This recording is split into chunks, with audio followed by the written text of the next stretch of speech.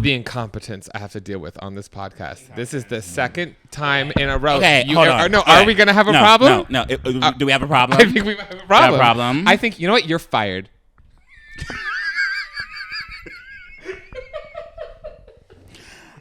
Okay, whatever. I forget my SD cards and suddenly I'm a mess. So you know what? If I fired you, you'd be like, great. Honestly, yeah, I'm like, okay, and great. then it's like an hour of me just sitting here going, that saves me 12 hours of editing. Okay, well, let's cheers, bitch. Ready? Cheers. 3, 2, 1. Hello. Hello. Messy.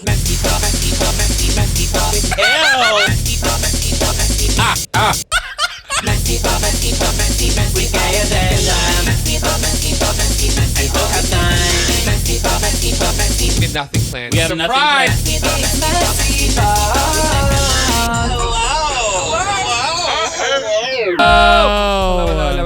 Hi, Max. Hello. Did I level this? Yes, I did. Hi. Welcome to MessyPod episode whatever season 4, episode 22. Season 4. And you know what? We're getting back into the what this podcast is. What is this and podcast? Should be. It's evolving. What it should be. It's evolving. Because you know what I think? I think. You think? I think. And I've said this before. I think sometimes. Because it's honey, you want to talk about thinking? Mama. But like sometimes I think it should be good. We need to bring in like guests, and I want to interview guests, not about like because we're gonna have YouTubers, and reality stars, and pillars in the queer community. Sure. But you know what I don't want to do? I don't want to have just reality stars. I am a pillar in the queer community. Okay. A pillar in the queer community is hosting the podcast. Well, one of us That's got all invited. You need, okay? One of us got invited to the VMAs. Well, the VMAs have been historically homophobic, but okay. And that's why I'm there, because I'm mask for mask and straight. What was I gonna say though? Fuck. I was gonna say something. What our podcast about to be? Yes, interviewing people on their messiest moments, because when we have people on, like, listen, I can only get us reality people, and this podcast isn't just interviewing reality people, because one thing we've learned from reading the comments is no one cares. Like, I love how, like, I every time I make a video about reality TV, all the comments are, we don't watch. Which is fine. I mean, and I don't watch either, girls. I'm in the same boat as you. I'm like, what's happening? But you know, the thing is, I think it's good to have, like, we could have reality stars in here because they're fun people. They're fun guests. We can get, you can get YouTubers. So I want you guys to know, if we end up having a lot of reality stars and no YouTubers, it's because someone's not because I just don't like to talk to people. You know what I mean? I'm like the worst. You know what we could do? We could get TikTokers. We can get TikTokers. I have friends on TikTok. I have a few friends. I'm a mother. Yeah. These TikTokers, all these bitches are my sons. I could probably ask a few. We could. And here's the thing. We ask you guys sometimes, but you guys tell us, like, we're like, who should we have on the podcast? And y'all are like, Ariana Grande. All right, girl, calm down. But no, we want to do that more. And you know, if we can't get a guest, we could hold our own on the podcast. But I feel like it might be good to, like, you know, interview some people, switch it up a little bit. People. Also, I feel like reality TV people are much more messy. Kindled to the idea of coming onto a podcast than a lot of YouTubers are. Yes. So it's going to be hard to grapple them to, like, dedicate themselves to a date. Let's talk getting YouTubers to dedicate, like, a specific date, because whenever you collab with a YouTuber, there's always a shit ton of postponings. Always like, oh, I'm sorry, I can't do that day. I can't do that day. Like, that, it happens a lot. Well, it's one of the reasons why I don't collab that much anymore, because I'm like, it's so much work. No, can I tell you? Just to get someone in my house. It's the same with It's the same with reality stars. Really? Because let me tell you right now, today on the podcast, let you guys know, spoiler, we have the beautiful, amazing Trina from Love Island and my fellow castmate from All Star Shore coming on the podcast. I told her to be here at noon. She'll be here at 7 o'clock. So we're gonna she'll be here and I'll be knocked out on this couch. Yeah. We're gonna start it with just us.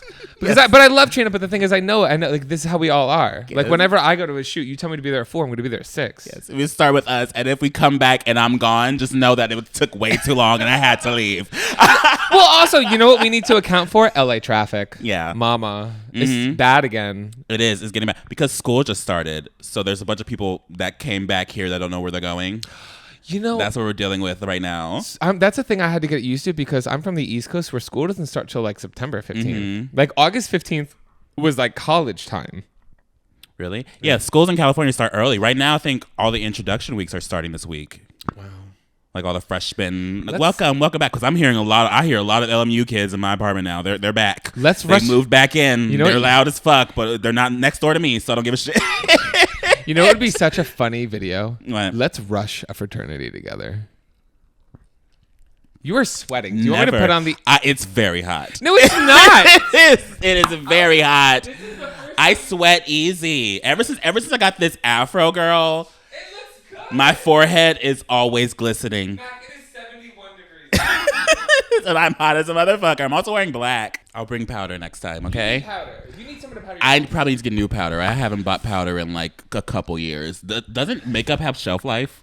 Yes. I learned in somebody's video there's like a number on the back of a makeup thing, and that's the number of months that after you open it you gotta like throw it away. And I never knew that was a thing. Okay, that I didn't know. Yeah. That I didn't know. But I will say I found out the hard way because when I did Meatball and Big Dipper's podcast after the weekend in San Francisco where I wore a full face of expired makeup, I woke up. Remember that skin rash I had? Yeah. Where my whole face was red and swollen? Was that makeup? That was because of expired makeup. I got a skin infection on my face. Really? It was like eating itself. Okay. Remember that weird period for like 2 weeks where I thought I had pink eye? Yes. That was because of expired eye drops. So don't put expired things on your face, kids. Have you ever gotten a rash from cum? That happens. No, have you ever gotten cum up your nose? Like someone else's cum up your nose? No, I'm not on my back. Okay.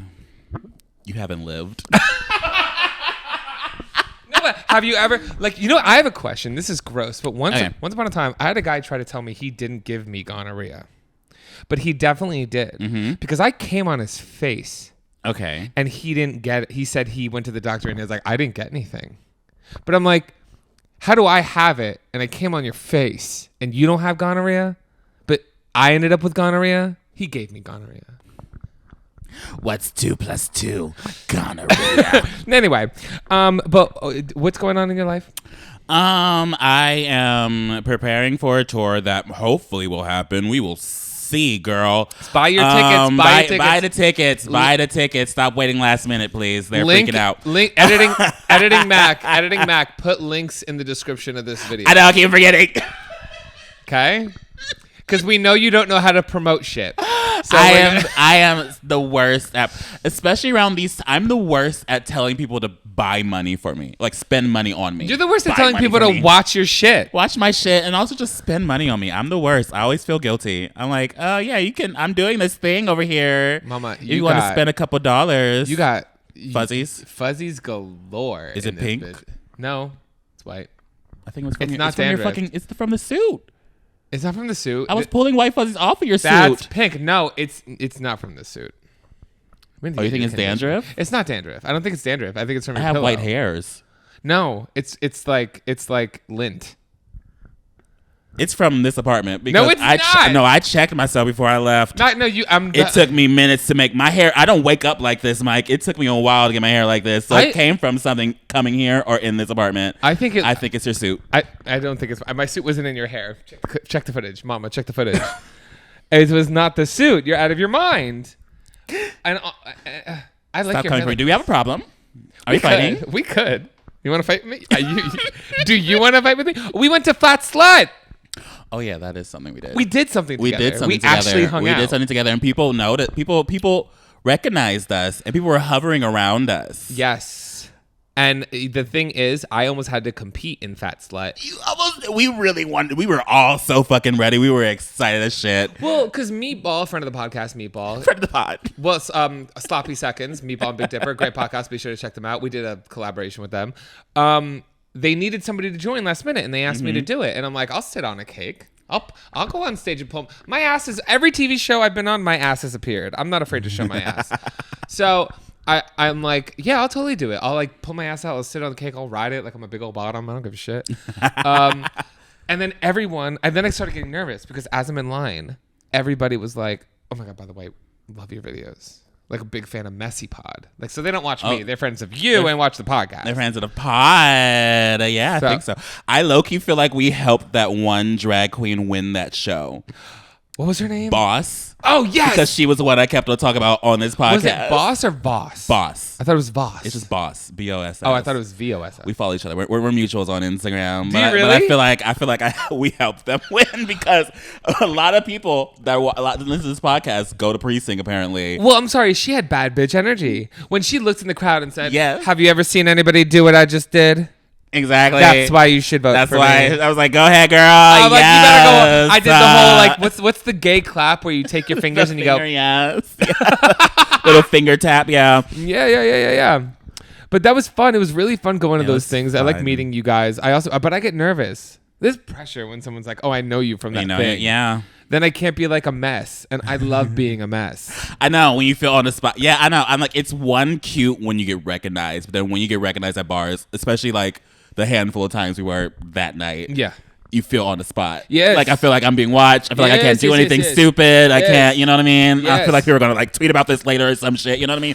So I'm like, I'm just going to stand here and smile and look at the screen. And hope for the best. And hope for the best. And you know what I don't want to do? I don't want to pull my ass out and fuck a cake. Like, that's something I would do. Something you do. But, that was a great viral moment. TMZ would have picked it up. No, they wouldn't have. TMZ still don't recognize me. Speaking of TMZ, I look at TMZ articles sometimes when I'm on the toilet because they have a Snapchat story thing. So I look at it, and the main stories they've been posting are the fact that Ben Affleck and Jennifer Lopez's ex-wife and ex-husband aren't going to their wedding. Like, if that's like big news. Of course. He was like, yeah, like obvious, like duh. Of course. If you were an ex-wife of someone, you're not going to go to their wedding. Why are you posting about that, TMZ? Well. Like, oh, Mark Anthony is in this state during the wedding. Oh, Ben Affleck's ex-wife is not even going to. She's shopping here. I'm like, okay, yeah, I wouldn't go. I would say exes aren't expected to go to your wedding. They aren't. Even though I will say I'm going to my ex's wedding next month. Well, you didn't marry them. I feel like it's different when you marry, like when it's like an ex-wife, ex-husband, you're going to their next wedding. I feel like that's like a triggering moment. It's like, all right, I saw you in this position. I don't want to see you in this position marrying someone else. No, even how good we are as like friends, I don't want to see that. Well, you know what I mean? You know what is a triggering moment? What? Going to the only person who I ever loved that also loved me back in my entire life, move on and be happy for the rest of their lives while I sit there in the audience single and alone. I'm bringing Carrie from Are You It's the not One. about you. No, I'm making it about me. I'm making it about me. I'm making it about me. Make it about you. Go ahead. Are You the One is going to come with me? Really? Yeah. Just say you guys are together. Say you guys are getting married. Well, Make her catch the bouquet and it's like, oh my God, babe. If I asked her to, I'm not even, Carrie's awesome. We have to have her on the guest on the podcast. If I asked her to be like, hey, listen, bitch, I'm going to my ex's wedding. She goes, oh, you want to fuck on the dance floor? Like she would be like, she's so down and fun. She's so cool. Like she goes, what do you need to do? Like she goes, are we gonna fight? I literally, I'll send you the text. This is how I talk to people that are also. So she's a ride or die. She's like, what are we doing? She actually is a ride or die. What are we doing? I sent her. Okay, solid. Okay, blah blah blah blah blah. I'll read you the exact text I sent. God damn it, son of a bitch. Okay. All right. Okay, the magic of editing. I said, hi, what are you doing on this date?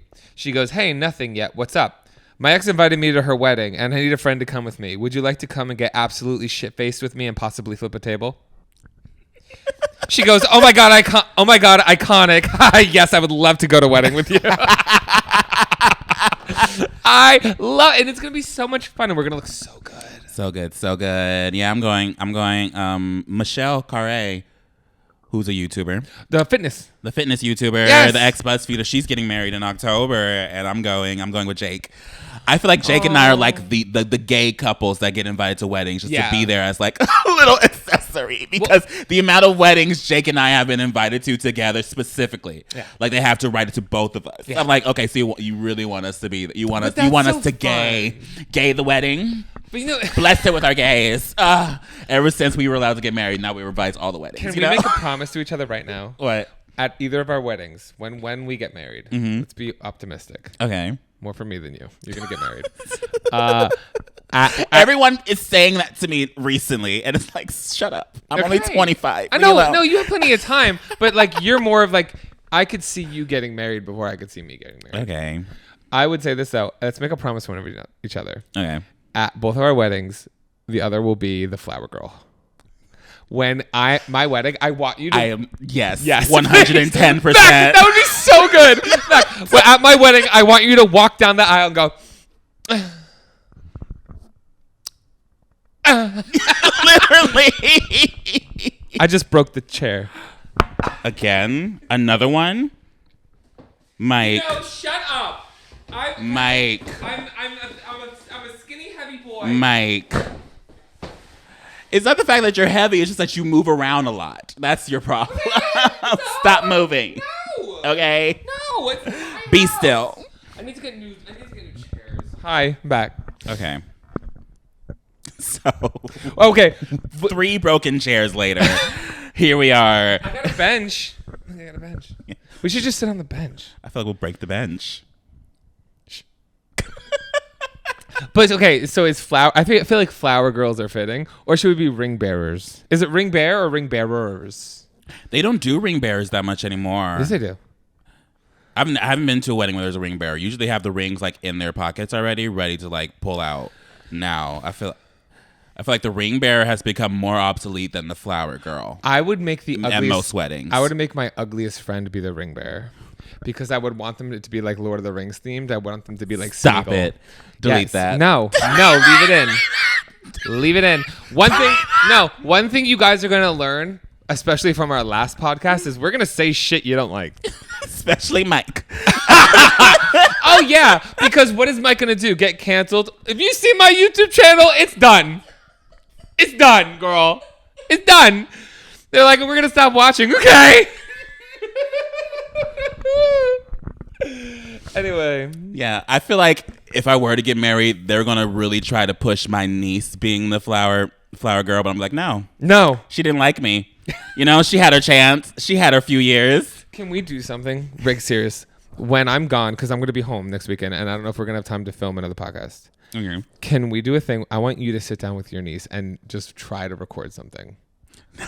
Yes. No, Mac, listen to me. I'll record something on my phone. Yes, record something. All it would be is me getting her just staring at me. All she does is just stare at me. That's fine. And Mac, I'm like, you've made a video of you silently in between cuts. Yes. You can do this. And then, okay, so you interview your niece. I'll interview my nephew. And then we're gonna set them up to be married in the future. No. Yes. Keep your nephew away from my niece. No. No, we're not doing that. You're not dipping into this family well, okay? Family wealth. You are the family wealth. What about my sister's new baby, the one named after me, Liam Michael? I'm gonna meet her pregnant for the first time. I'm going home. I'm gonna meet the baby. Well, he's a fetus right now, but like I get to be like, I'm gonna whisper in her belly. I'm gonna go, I already like you more than your brother. I do. You're the chosen one. You are the chosen one. I cannot wait to bully Nolan. I cannot wait and be like, Nolan, can you stop talking? Liam's here. Please. His whole life. I mean, I love that kid more than anything. I love him more than anything, but I can't wait. Like, my mom was like, who were your like role models? I'm like, your brothers, bitch. Like, what the fuck? Like, my uncles roasted the hell out of me growing up. Yeah, my niece is like not comfortable around adults. Like grown-ups. Like if there's too many grown-ups in the room, she gets like very upset. What happened? Quarantine baby. So? No.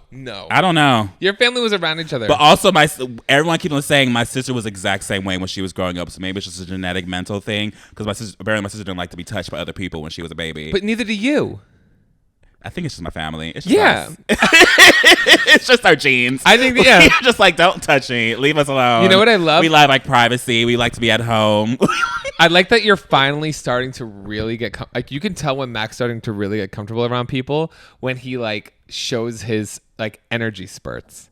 So we went out for Fat Stuff the other day. We stopped at a Reese's house to pregame.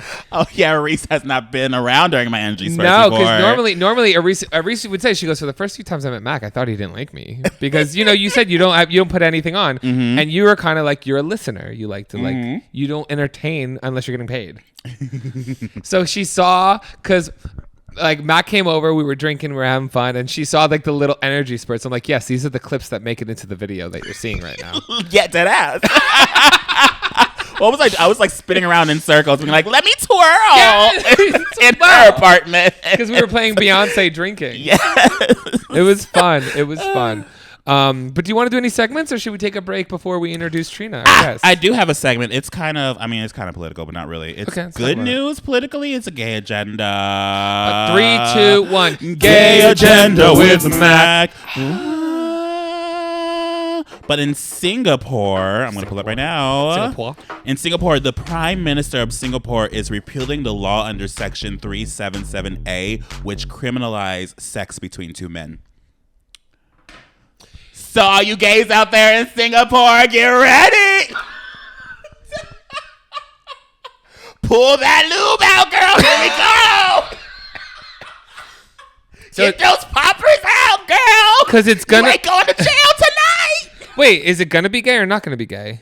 It's going to be uncriminalized. There's a law in Singapore that criminalizes sex between two men, and the Prime Minister is repealing that law. Everybody listen.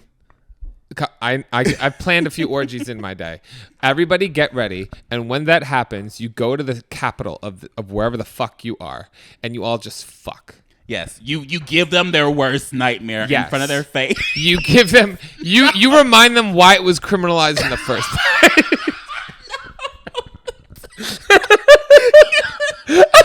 You make them regret their choice immediately. No. Yes, but that's good news. That's good news. Speaking of shit going on in the world, we talked about this the other day. We've never talked about this on the podcast. I listened to Joe Santagato's podcast. He's my YouTube crush. Love that man. Okay.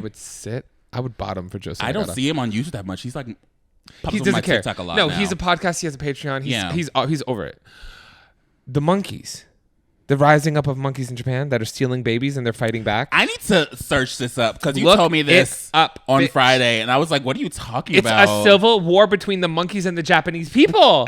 Yes, there's the monkeys. Listen, I need to see if this is true. The monkeys. I have monkeys not seen this pop up anywhere. Apparently, and this is coming from because I only know this because I listen to the podcast. So this is where I got all my sources. Okay. The monkeys are stealing babies. And they're fighting people, and it's gotten so bad that the Japanese government has started arming citizens with tasers, and they found the general of the monkeys killed it, and the monkeys responded by like asserting a new general monkey to fight back, and then they found one of the monkey herds, one of their home bases, is in a daycare, right? In a daycare because they were stealing kids. They were smart enough to know that nature's fighting back. Nature's like fucking. Nature humans. is fighting back. They said, "Okay, y'all had your dominance for way too long. It's our turn." Yes. They said, "Here we go, Planet of the Apes. It's starting. Ready. It's starting. Ready." And here's the thing. Okay, I would lose against a gorilla. I would lose against a chimp. I would lose against an orangutan. I wouldn't even try. If Planet of the Apes really happened, I would just be their whore. I would just offer my body up to them. I'm like, you know what? You'd be Princess Leia and to their Jabba the Hutt. Yeah, I'm like, you know what? If you want, I'll be over here. Okay. I'll be in your little daycare in the corner, just waiting. If you want it, you want it. I'll be like, kill me. I played Donkey Kong growing up. I know your friends. Like, where's Donkey Kong? There's Kronk, right? I think there's Kronk or Chonk. There's Chonk, Kronk. There is Daisy. There's Diddy. And then my favorite was Lanky.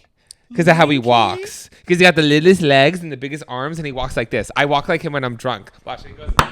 He walks around like this, and he goes, Messy. You were the first guest that just joined in and didn't Yeah, get you like. didn't even care. You were like, okay, I'm down. Okay. Normally guests are like awkward and they're like, "What the fuck are you guys doing?" It's really just to check the sound. Yeah. I was like, what is this? But let me just try to adapt real quick. Let's do a cheers to get ready. We're trying some tequila. We're gonna be Cheers, drinking a lot. guys. Cheers. Let me know what you think. That tastes like tequila. You're not a tequila person. I love it. I'm a tequila man. I love tequila, but I'm slowly starting to become a tequila shot person. I can't have a tequila cocktail, but I can take a shot of tequila. Really? Yeah. That's strange. How's that? You're strange. oh Don't start with me. I'm You know, sorry. oh now, no, guys, honestly, we just started. As the minority right now, what we're not gonna do is silence white men. They've already They've gone through so much. But so Trina's gonna be one of. She's not our first guest. But she's the first guest we've had in a while. We used to do guests a lot. Really? But now I wanted to bring you on because we know each other from All-Star Show, which we'll talk about. Okay. And I was just telling Mac before this, with our guests, I want to do it something a little bit different because I'm sure you've done podcasts before. Yeah. Mm-hmm. And they're probably asking you just stuff about like the shows you've been on. Yeah. So we're going to get those out of the way quick, but then we're going to start interviewing you about like messy things throughout your life. Oh, no. Because our podcast is about messy. Okay. So you'll have... How messy are we talking? Scale from 1 to 10? I mean, I'm going to... The messiness you are comfortable to admit. Yes. Okay. I love it's that. all your comfortable level, That's you know? We have had We don't people- pressure here. Okay. Yeah, we sometimes, like, for example, I have a segment called Hookup Time. Ooh. Where I used to just talk about my raunchy hookup stories. And then people started having sex with me in real life to get on the podcast. You're lying. No, Yeah. bitch. Like, they'd roll over They and be used like... you? Like, they'd have sex with me and then roll over and be like, I can't wait to hear about this on Messy. Oh, my God. Ran out of there. Didn't even wait for the Uber. Bitch. That is crazy. That's calculative. It is calculated. Watch out for these people. So I started having people submit stories. Uh-huh. And once we had a story of this guy who they were told they talked to a torso, didn't even see their face. Mm-hmm. And the guy had a fetish of fucking dead people. So- Greatest What? story. He told Yeah. him, didn't even see his face. He told him, I want you to unlock your door. I'm going to come in. I want you to be a lifeless body on the floor. I'm going to drag you to the bed and fuck you and then leave. And he was down. And he sent us the whole story and it was amazing. So we're probably going to ask you about hookup stories. You can tell us whatever you want. No pressure. Process no that pressure. real quick, because what the fuck? But the bar has been set. Okay. But let's get things out of the way first. Obviously, Yes. let's get the crazy stuff. First of all, before we ask you about the shows, and then this will be the only question that Mac will moderate. How did you get into like reality TV? The garbage truck, Not the garbage truck. sir. Leave. Okay, so with reality TV, How'd you get in? What actually happened, truthfully, was that I was in a situationship for like a year and a half. You never cuffed me whatsoever. How old are you? Okay. I am 26. Okay. But I feel 35. What is a situationship? That's not a thing that my generation did. So we're doing every... Generation, you're 4 years older than her. Yes! What do you mean? Okay, first of all, because y'all are fucking young. Because when a situationship for me we'd call it the talking stage. Yeah, Is that what a situationship is? pretty much. But it's a talking stage. Talking stage leads to being in a relationship because Yes. you're trying to get to know that individual, right? It's Okay. a situationship. So like we're in a relationship without the title. So like we're exclusive, but we're not. I don't have the girlfriend title and he doesn't have the boyfriend title. So it's hookup buddies. I guess, but like we were in love with each other. Hookup buddies with feelings. With a lot of feelings. But was it one-sided if there wasn't a commitment? I felt like he definitely had the upper hand when we were together, and it pissed me off because I look back and I'm just like, I fucking hate men, dude. Because like he literally, like, you know, navigated everything throughout our relationship. I was just like bowing down to him, like, yes, no problem. Like he's like, oh, I'm not ready yet. He was never ready to begin with. Men suck. Yeah, men are fucking never ready. suck. Yeah. So one time I was watching Love Island UK because my friend referred me to like the show because I needed something to watch on Hulu. So I was like, oh, this is cool. Is there a Love Island USA? So I went on Love Island USA. I'm like, okay, awesome. Like, when is season 3 coming out? And so then I literally like was on Instagram. I see a casting producer, hit him up. I was like, hey, are you guys like still doing it? And it's funny because I was actually asked to be on season 2 before, but I was in a relationship with my ex for 7 years plus, and we lived together. So I like completely dismissed it. Okay. But then the guy I was in a situationship with, I was like, he's not cuffing me. I already made it adamant that I want to be in a relationship. So I hit up this casting producer at like 1 a.m. He hits me up at like 8 in the morning. We have a phone call. Next thing you know, after like a couple interviews, I'm on the show as an OG. Can I ask you a question? Ask away. Because I hear this all the time, and this is like, I'm going to break the wall. Yes. Because people think reality TV is fake. No, it's not. I'm always genuine. Like they've seen both of us be a way we wouldn't want to be represented. Yes. So it's real. However, a lot of people go in thinking they could be fake. And there's a lot of people in shows like Love Island or Ex on the Beach. Like, I know a lot of girls on Love Island that will get cast. They fully have a boyfriend. Yeah. And they'll go on the show because they just want to create a platform, and they'll tell the boyfriend, don't worry, like, I'm just doing this for this. And like, don't worry, like, you know, don't, like Ray from Ex on the Beach. That's how he got on Ex on the Beach, because the girl that went on was like one of the girls he was dating when he told her, don't worry. And then he fell in love with, or like started dating Caro on the show. So it was like a whole mix and caboodle. Does that happen a lot? And did you find people, like, was there a lot of people from the ones you experienced that were doing something similar? Well, with everyone that I knew on my show, everyone was there single.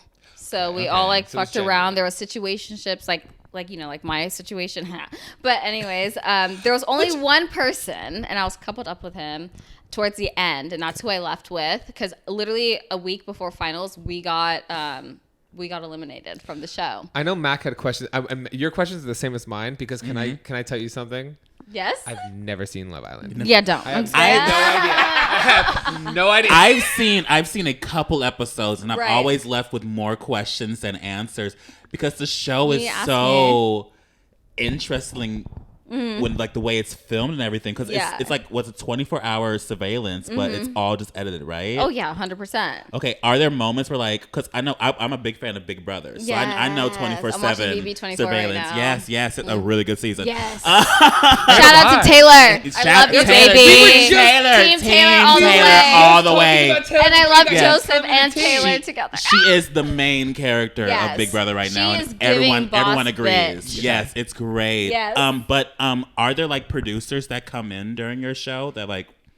So like we do, things? In our villa, they're like, oh, like you should talk to this person, or like, how do you feel about this person? They kind of do advise you to talk to certain people, but it's within yourself if you want to do it or not. And that's what happened with me. Okay. So the conversations are actually genuine and they're real, but it's kind of pushed to a certain extent. Okay. I always tell people when people think reality TV is fake, and I get why they think that, because is it reality? No. Is it fake? No. Is it altered reality? Because are the situations we're in? Yeah, the situations we're in are completely manufactured by production, but how we act and respond to everything in that situation is completely real. Yes, it's 100%. It's like if I hate you, we ain't ever gonna talk to each other in real life. No, 100%. But producers will make us go to lunch and sit at a table and deal with it, which would never happen. And try to kiki, but there ain't no kiki going on. Because if I don't like her and Trina don't like me, you can bet if we sit at a table, we're gonna cuss each other out, and she's gonna pull out my hair because it's not real.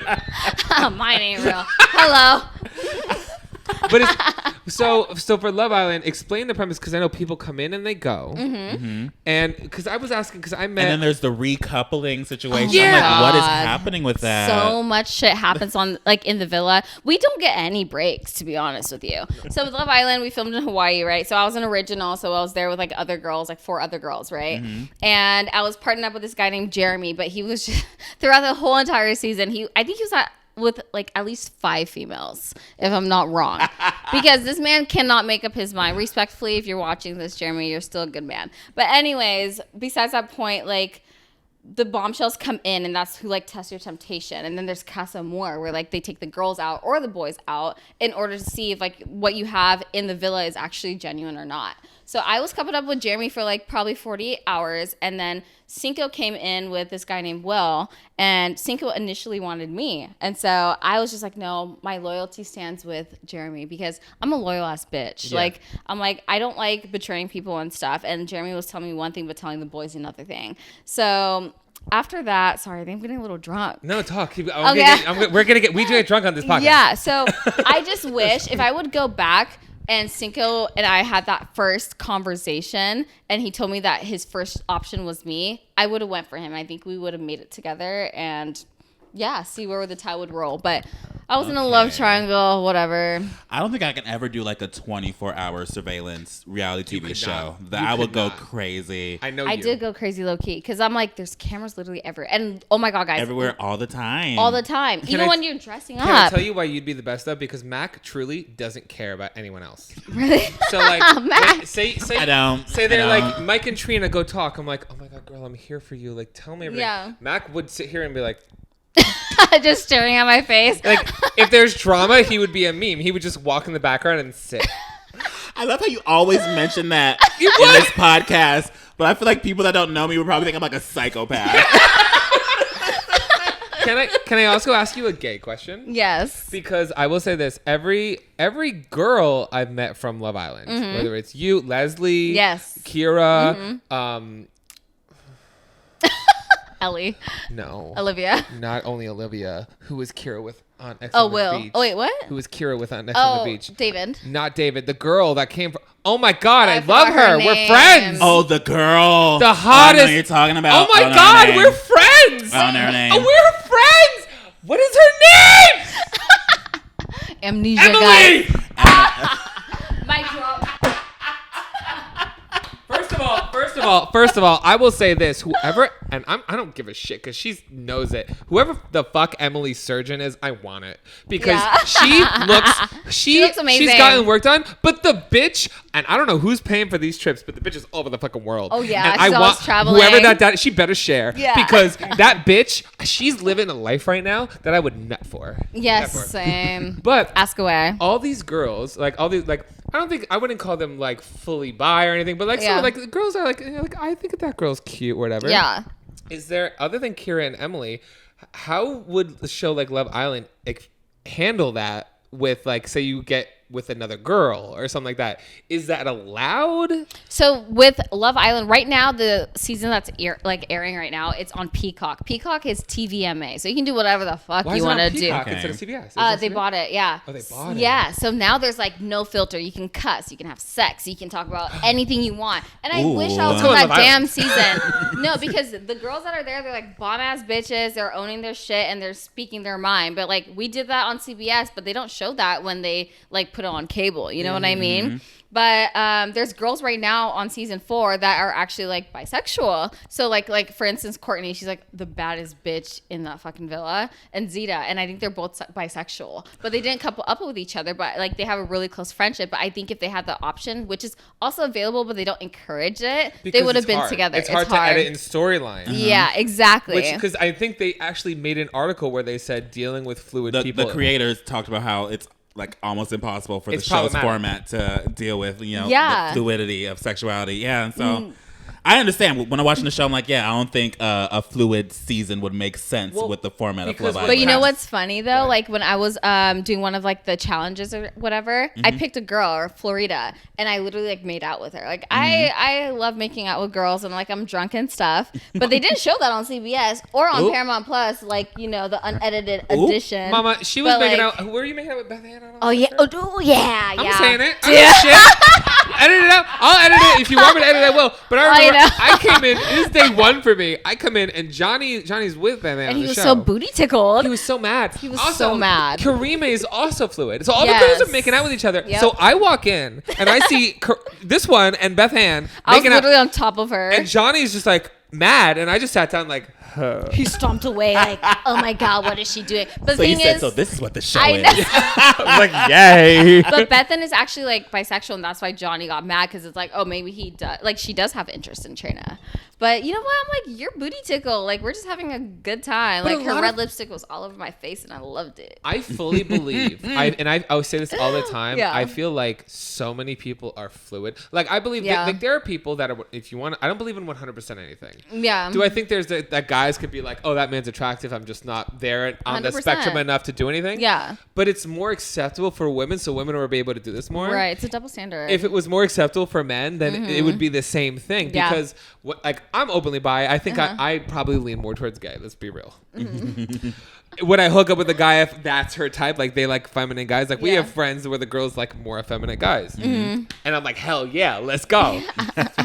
But in those situations, they don't know. Like girls, it's seen more as hot. With guys on reality TV, it's like either you're the gay one and that's your storyline. Yeah. The straight one and you have that relationship. Or if you're bi, it's a whole storyline and we have no idea how to handle it because you have to be sad and your family hates you. Yeah, I know what you're talking about. There's good and bad on it, but I'm interested to see like how they handle that because I didn't know how they would. Do you think they're gonna actually show that? I hope.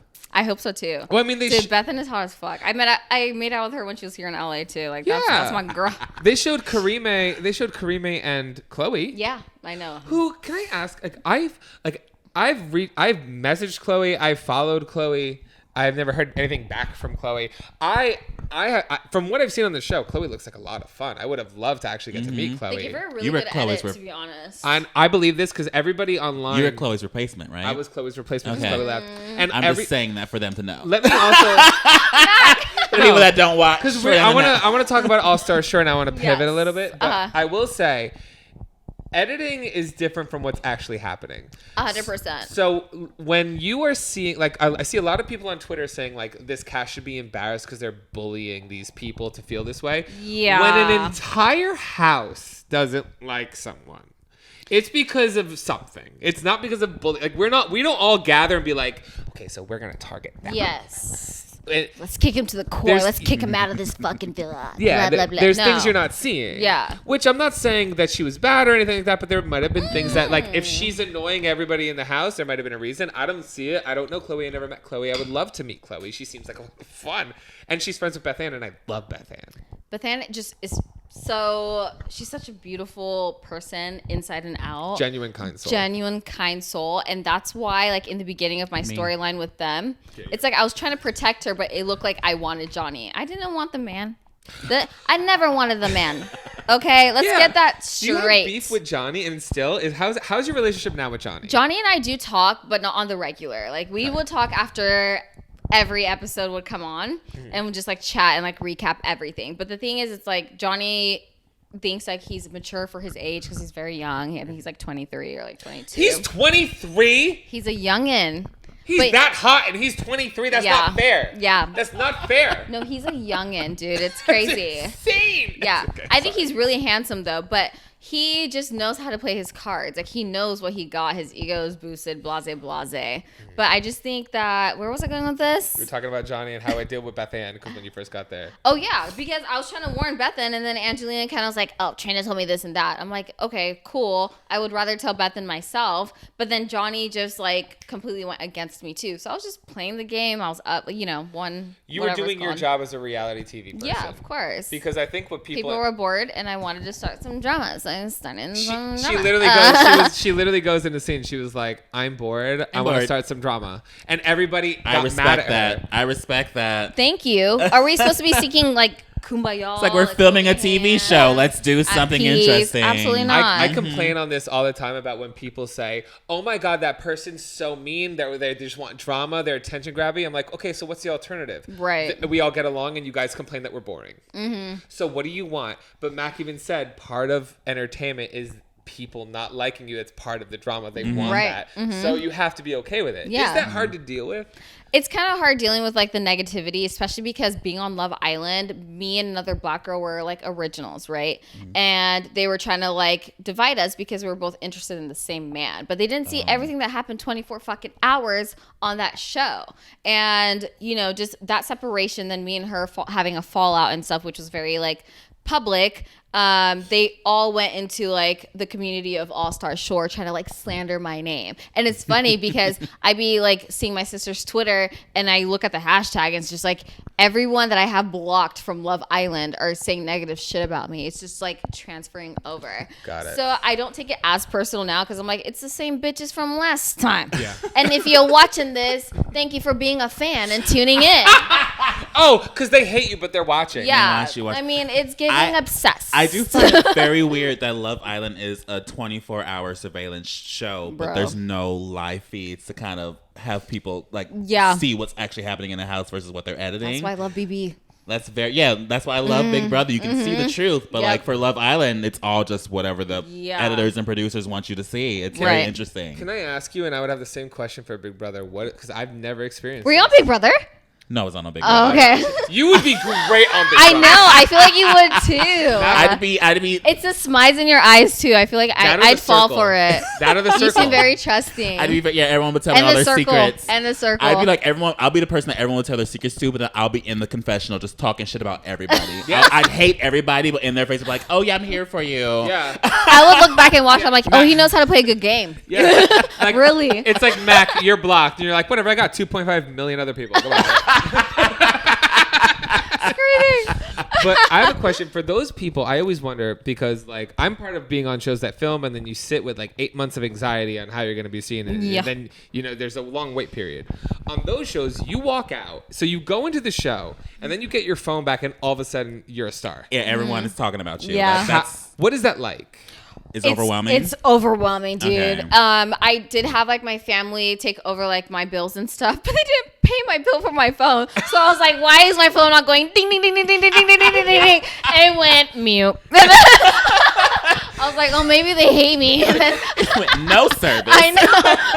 I was like, what's happening? So I paid my bill. Then everything started coming the fuck in. I was like, wow, this is a lot. Yeah. But then my Instagram did get hacked. So my followers did not go up because my sister stopped posting because my Instagram got hacked. And someone from Instagram that works for Instagram reached out to me on Twitter and told me that they can help me reset the password. Yeah. And so that's the reason I have such a low following, because they're like, oh, Trina doesn't even have that many followers. Like, no one likes her on the show. I'm like, no, honey. I was literally like hacked. CBS should have helped you, because I got hacked after Lohan Beach Club. And Really? the only way I got it back, because Instagram sucks. The only way I got it back was I reached out to Viacom, and Viacom has a personal relationship with Instagram. Oh so my God, that's good Viacom, references. the social team, went to Instagram and got my account back. Wow. Otherwise, I would have lost it. At the time, I had like 10,000 followers. I'm like, I can't afford to lose them. I cannot afford to lose these people and start over. Yeah, so after literally being eliminated, it took me a week and a half to get my Instagram back. I was just tweeting, and that's it. That's all. Just Twitter. I would go on Facebook. There's too many conservatives. I remember I didn't have it during my first Coachella, and I thought that was going to be bad, but I was on drugs the whole time, so I shouldn't have had it. You know what I mean? Drugs. Oh, mom, yeah, like, listen, I don't talk about anybody else's stuff, but I'm open about my shit. They were like, why aren't you posting about you at Coachella? I'm like, Mama, because I'm on Molly. I'm rolling balls. Molly. But no, that's interesting. I want to talk about some of your, we talked about how did you find out about All Star Shore? I want to know how our things are different. Okay, let me clear this up because people don't even know. People don't even know. The public doesn't know. The public doesn't know, but some people within like Love Island think that they knew. I mean, if they're watching this, they know who the fuck I'm talking to because they thought they got recruited from the show. But anyways, long story short, so the person that was producing All Star Shore, she called me on my number, and it was like a New York number. I was like, who the fuck is this? And then left me a voice message. So then I finally called her back. I was like, hey, like, what's up? I'm Trina, blah, blah, blah. And she's like, oh yeah, we're producing a new show. We're going to be leaving like in a month. The person of Love Island, the producer of Love Island, the executive producer of Love Island, like I got her permission in order to ask for you to be on my show because you're still on contract with CBS and this is going to be MTV. So I broke contract because of their friendship. So she was like, I really want Trina. I was like, is anyone else from my show going to be there? She's like, no. I'm like, okay, cool. Is it a dating show? Because I was traumatized from Love Island because I'm not going there to find love. And they were like, no, this is a competition show, kind of like The Challenge, but it's like Jersey and then other, whatever. Yeah. Which I didn't even know about. I didn't know Acapulco Shore was a thing. I didn't even know what that was either. I didn't know Angelina, guys. You didn't know Angelina? At all, I swear.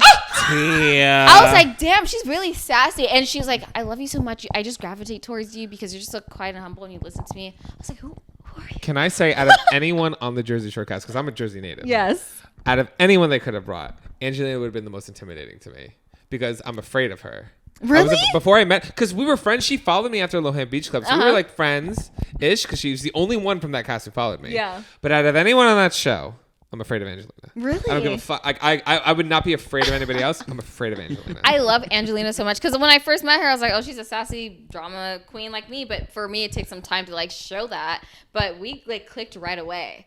And you were not afraid of her. And I didn't know who Angelina was. I will say this because I think Angelina and you got smart with. I don't think it'll make it because it wasn't a thing. I think they will. Angelina made like a comment to you once, and Trina looks at it and goes, "Angelina, you better watch the way you fucking talk to me. I'm not the one." We would cuss each other out all the time. And I was standing there and I was like, "Huh."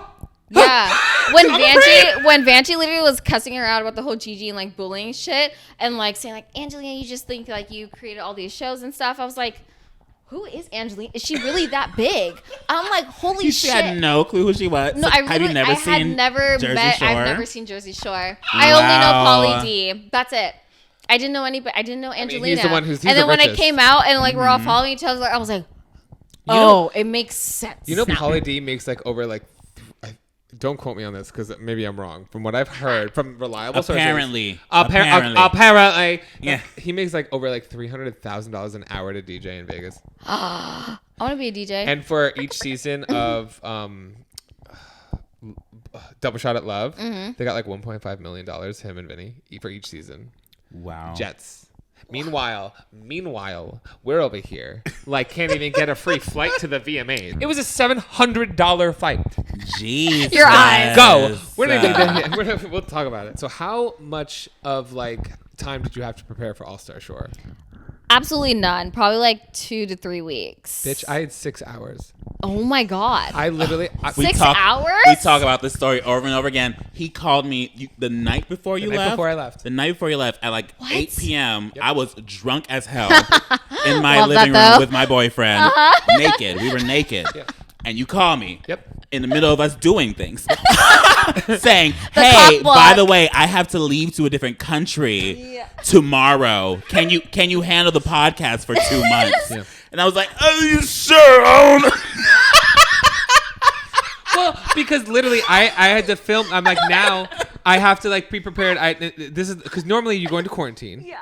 So I said, I need my computer, I need my phone, you can't take any of this from me. I need my camera. I need to be able to work. Because the deal was, they were like, you need to go in as an alternate. Mm-hmm. And they told me there's not a high likelihood you're going to be on the show. We're just going to pay you this much money to sit in a hotel room for a week. And I was like, that's a vacation, baby. I said, yes, Diva. Free food in a hotel room, not see anybody. Let's go. Netflix and chill. So I threw my dirty clothes in a suitcase because I wasn't planning on being on TV. Right. Threw my dirty hamper in a suitcase. They lost the suitcase on the way there. I had no clothes the entire week. I was in that hotel room.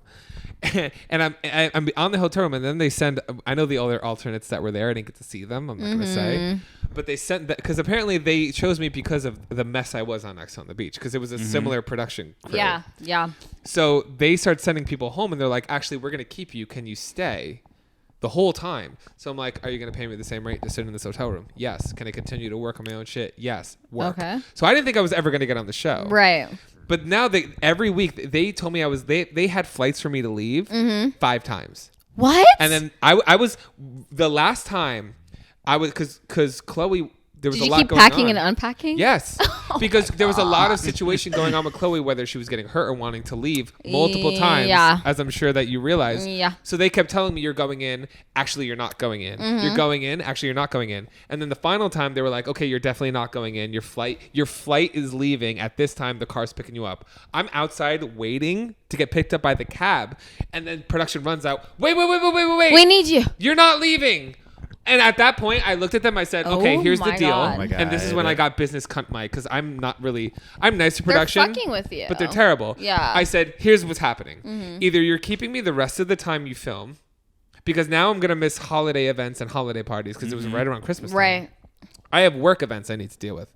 So either you're keeping me and you're paying me for the entire time or I'm leaving right now. Yeah. If I'm not on the show. And if I get on the show, my weekly rate becomes my episodic rate. I'm glad you stood up for yourself. And that's how I got it. Period. So I got to stay. And of course, I mean, unfortunately, Chloe had a lot of personal stuff that happened that's very, very unfortunate. But it worked out for me because I got to go.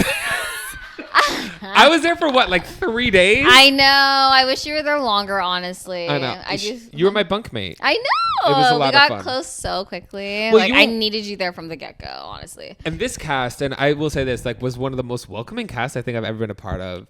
And it's weird where, like, I'll go on reality shows and I make friends. Like, I feel like I go on these shows to make friends. Right. That's the best thing that comes out of them is the friendships you make. Yeah, exactly. No, I think the same thing, but I've just been through like a roller coaster with like friends that are influencers now because we've all been like in the public eye after like just being a normal person, whatever. Yeah. So you just have to like learn the difference between like an influencer friend and like who's like your down ride or die. And that has been the hardest part for me. It's the same with YouTubers though. Like me and Mac always, Mac is my only like there's Blake and like there's genuine Amp, friend. but like genuine YouTube friend because like one of my big worries is like who's really my friend or who's looking to just find something out about me when I come to you and then use it against me on Twitter afterwards. Or just like business opportunities for them. Yeah. Like is this a real relationship or are you trying to use me for a storyline for Ex on the Beach in the future? Exactly. Like, you know what I'm talking about? Like what's going on? Yes. But you know, that's fine. I got to meet Trina. And I like having, I'm excited to have you. We've had YouTube guests and stuff like this, but I like having reality guests because they're not willing, they are willing to be messy.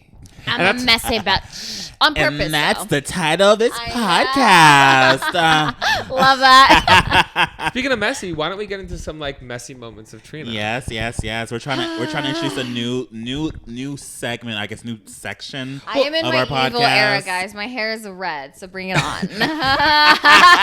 I changed the wig up for y'all. It kind of like fits in. Like it's gonna like we could ask like hookup stories and all that kind of stuff. It takes over our segment. Yeah. But, like our podcast is called Messy. It's not just about interview about reality TV. That's the title. Or YouTube. It's messy. MessyPod. MessyPod is it? MessyPod, yeah. MessyPod with Mac and Mike. That's it. I love it. So I want to start bringing people on, whether they're reality stars, YouTubers, people in the queer community pillars. And I want to find out you personally. Let's talk about your messy moments, because we've done this for 3 years. They know our messy shit. Y'all know I'm a whore. Not a slut, a whore. I'm going to get paid. There's going to be something that happens. Let me sip on my drink. So Moment of silence. I'm just kidding. Yeah. We want to find some messy moments. I mean, you're a dating girl, I guess, Miss Love Island. So has there been what is the messiest date you've ever been on? The messiest, or a messy date you want to admit to the world? A messy date. So I've been on a lot of dates, but I've been cuffed majority of the times. But when I'm just fuck man, let me just go on a date and see what happens. He spoiled me, and then we went back to a hotel that he got spontaneously at the Standard. Ooh. The Standard Hotel right here? The Standard with the rooftop. Spontaneously at the Standard. Wait, the one downtown. Yeah, with the suite. Yeah, and the rooftop. Oh, that's the fancier one. Oh yeah, He said with the suite. He had the money. Yes. Yeah, so we actually went to Agent Provocateur before we went to the hotel. Mm-hmm. I dressed into my lingerie and I gave him a little dome. I love you. Okay. Okay. I love you. And I was just She said, I appreciate you for appreciating me. Listen, Sweetheart. if you want it, you better get me a suit. I know. And I left with a good check, and then we've been seeing each other from time to time after that. But he just did his own thing after that. But he fell in love. I didn't. I'm money's the motive. But yeah, that's the tea, guys. Money is the motive. I was young. I was single. So Okay, let we me were get friends. my Now I'm a bag. fan. Yes. How old were you? I was 24, so 2 years ago. But I'm telling you, it feels like it was forever. Okay, yes, yeah. We went through Miss Panty Whammy. Everything feels like it's 10 years ago. I know, right? So yeah, I don't know if that's messy or that's luxury. No, because I was living luxury That's- with him. That's mess. I mean, messy is anyone's definition. Yeah. Everyone has their own version of messy. Oh, trust me. I got my benefits out of that date and more and more and more and more. Because sometimes, my messy stuff used to lead to a check. Yeah. Let's be real. My messy moments got me on reality TV. Oh, My messy period. moments get me ad revenue on YouTube. Yeah. So let's talk about it. You know what I Yes. mean? I'm not here to be coy and shy and be I'm on PBS. I know. PBS. I'm a fucking MTV. I'm on that network that just has ridiculousness. I know. PBS still exists. That's what I was just wondering. You just read my mind. I was just I haven't saying seen PBS I haven't in seen years. that little face figure in forever. Yeah, in forever. I'm wait, does that still? I thought it was defunded or something. Was it? What happened? There was I don't drama. know. Isn't that what with it. Teletubbies and Boobas was on? Or is it what's that childhood show that they had there? Out of the Box? Yeah, I think they had was all Kid the Networks. kids shows. Yes, on it, I that's my believe. shit. Our entire childhood was PBS. Literally. I don't think it exists. The thing is, right anyways. now, I would love to take some shrooms and just watch Teletubbies. Imagine. The little I'd be like, baby's face in the sun. I would just be manically screaming at the screen the entire. What's another messy question we have? What is the highest form of education you've gotten? So right now I have LVN PT. So I am a nurse. I'm a psychiatric nurse. By the way, there was this rumor that I wasn't a nurse after all this drama spiraled and stuff. But I did show my credentials and stuff. I went to school for 2 years. I was president of my fucking nursing program. Pure. I gave you guys my receipts. And you guys still think I'm not a nurse. But if you do your Google research, you can actually look for it. And yes, I'm staring at you guys in the camera because I know you hating ass bitches are watching. Anyways. Of the story, you hating ass bitches. No, they are. Google her. Google. She said, Google me, my IMDb, my, So I'm trying my to- Wikipedia. RateMyProfessor.com. I'm there. Yes. If you guys want me to bring my actual professor, I can let her know or whatever. That I am So you went to real. nurse school. Yes, I did. I went to nursing school for 2 years. Okay. Yes, but I want to take my LPT to BSN. I want to get my bachelor's in nursing. Fuck yeah. So right now I just work in the Okay. psych department, mental health. It's all specifically mental health. But then I did work in rehabilitation centers where it's people that are recovering from meth addicts or alcoholism or Me. Are there any messy moments you've went through nurse school? messy moments during so we actually had clinicals at this state hospital called Patton State Hospital in San Bernardino, right? It's one of the scariest psychiatric facilities because you're there because you are either guilty or not guilty by psych issues. You know, I can't even say it, like not guilty by reason of insanity. There you go. Okay. So so that's like serious. Okay. So I was passing out medication with people killing people and then being listed crazy. Okay. Yeah. So that's a serious. Okay. Yeah. So they're not in prison because they have a mental health issue and they are now at a psych facility, but it's a state. So these are murderers. I'm dealing with rapists, murderers, child abusers, like sex allegations, everything. I want your opinion on this. When you hear about how they used to handle people in those psych hospitals back in the day, coming from like a medical professional now, is that like, what are your thoughts on that? Like how, like you ever hear about that? Because I'll watch shows and be like, well, they used to do what? The who? Yeah. It's so crazy. Restraints still exist to this day. We do restrain patients. There's still a hold like for like 72 hours, like a 3-day hold that you can't get out of it. You can't even hold a gun after that for like 3 years. There's so many things that come with psych, but the pharmaceutical industry with medications, like, oh, I have depression. Here's medication. Here's medication. Oh, yeah. They don't use it as a last resort, and that's one thing that I'm against because it's like, I don't know, you shouldn't be giving meds to people when they can have other coping mechanisms. Yeah. But like back to working at the state hospital, I was there during like my clinical rotation and I was getting trained by a nurse and we were like administering medication to this patient. He was just acting really weird. So we went on break. The nurses went on break as well while we were in school. We come back, the whole hallway is filled with blood. And yes, it was literally a movie scene. We come back where it's just like, what's happening right now? We see the police, we see the ambulance, we go back to the unit. There's blood all the way in the hallway. Then we see someone getting in the gurney, one of the nurses that was training me on medication before we went on our lunch break. And her finger was literally lacerated. She had lacerations on her wrist. We were looking for this contraband. Contraband, it's like a safety hazard, but patients can't have. So he ripped the toilet bowl, and he had like a shank. But when they went out to patio break, he dug it in like a sand hole. So we couldn't find it, and they made us stay there 3 hours before our actual release, and we couldn't find it. So he used that shank because he hated this nurse because she was very condescending, even towards us. She never gave any hospitality. And just because you have a mental illness does not mean that you shouldn't treat someone like a human being. And that was her wrongdoing. But she did win a lawsuit with our state hospital because we couldn't find that shank. So when we get there, it's just blood, blood, blood, blood, blood. He strangled her. He like her pinky was hanging off, like blood, and she was pregnant. But she got millions and millions of dollars. Jesus, period. Right. So when I tell you that I'm not scared of no bitch, I'm not scared of anybody. Oh my God. I've been through it. I've been through a lot of. I'm a big fan of listening to true crimes, yes. And so I've come to the conclusion that that's just one, baby. Being assigned innocence for reasons of insanity is worse than a life sentence to prison. Oh, 100%. I'm told. Yeah. So even though like some people try their best to get to that point, but like I'm told like when you're declared insane by the state, you're like never free for the rest of your life. Yeah, basically. I fell asleep to watching some true crime. There's a show on Netflix called I Am the Killer. I don't know if you've ever watched it. I haven't seen it yet. There was like, I think episode 2, there was like this kid who was passed around the adoption, what's it called? Foster care. His mom like abused him and then was passed off to her friend who abused him and was put into foster care who someone stole him and had him in a trunk for 8 months. And then they found him, got him back and put him in a family that was like sexually assaulting him. And then the kid was like, I blacked out. I don't know what happened. And my foster parents were dead. And apparently like, I killed them. I'm assuming. Like he just completely, and now he's in jail with the death sentence. But I'm sitting there being like, okay, is that a terrible crime? Yes. But also it has you feeling for the person. Like, I completely understand how you got there. Because they have mental illness. And it's bad. And that's a hard hitting subject. I was watching it because sometimes I watch it and be like, no, you're faking it. You're faking it. You're terrible. A lot of people fake insanity so they don't go to prison because prison's way worse, especially if like you're abusing like children.